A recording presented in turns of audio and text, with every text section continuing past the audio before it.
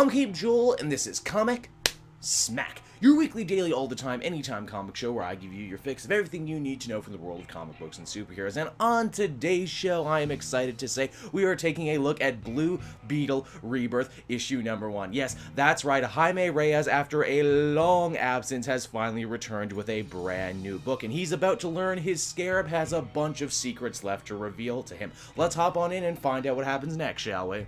Alright then, so as we open up this comic, wastes absolutely no time throwing us directly into the action. Jaime Reyes is duking out with two brand new masked villains calling themselves Rack and Ruin. All the while the narration tells us about how Jaime Reyes may be the hero known as Blue Beetle now, but not exactly because he wants to be. In fact, he's working currently to get the alien Scarab off his back. From there we transition on over to Jaime's home life earlier that day. We get to see a quick glimpse of his family as well as his friends.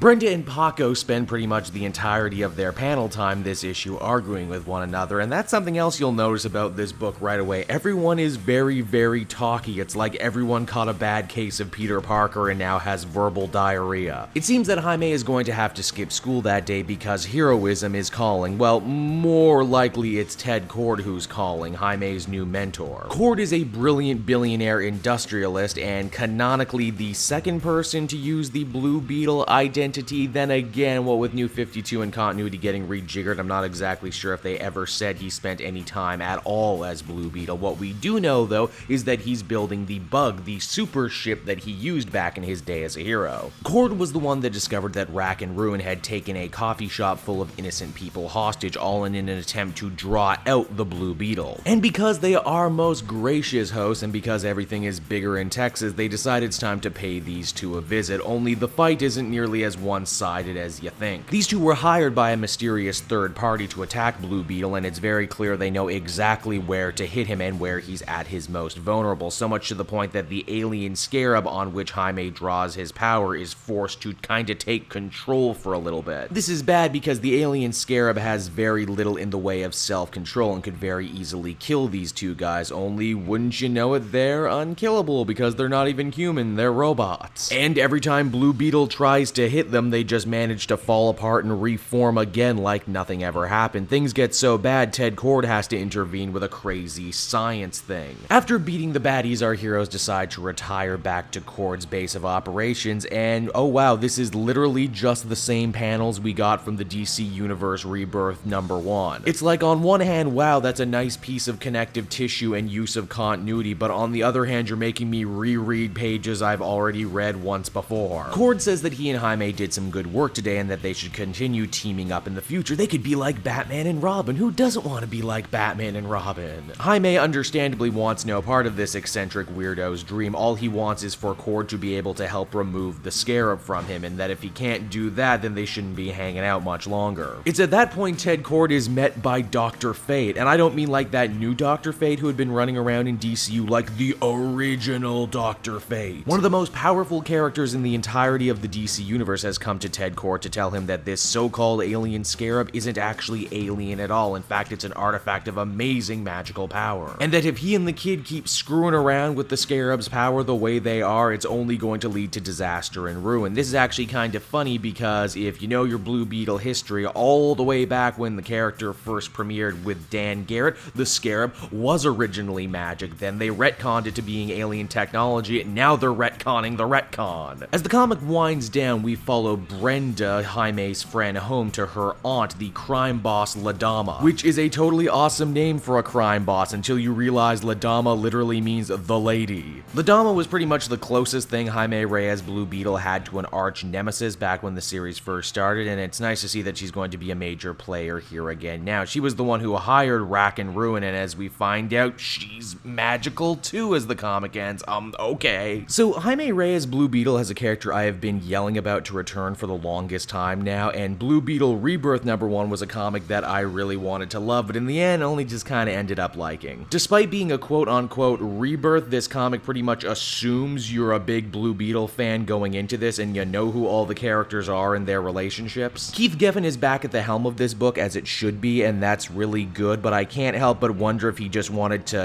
start writing new stories right away and not get a chance to reacquaint people with the characters in the world. I always always felt Jaime Reyes and the Blue Beetle as a character were always, years ahead of their time, and when we stop and consider the great success had by, the new Miss Marvel and the new Nova and the new Spider-Man, that's really apparent. And it's also kind of sad to see Jaime here sort of forced to play catch-up in a way. But by far the thing that I think rubbed me the wrongest is this idea that I've wanted to see Jaime back as Blue Beetle for so long. I crack open this newest issue, and what does he want to do? He wants to stop being Blue Beetle. I should stress it's not a bad comic, but it's not the comic I've been waiting all this time for. That being said, I do plan to keep up with it, and until then I give this issue a 7. Hey everyone, thanks so much for watching my newest video. I hope you enjoyed it, and while you're here, why not check out another video I have on offer, or maybe if you're feeling in a supportive mood, you want to like or subscribe. And if you want to support the creation of more videos just like this one, then please by all means check out the Cape Joel Patreon. A little bit goes a very long way, and I will see you all next time.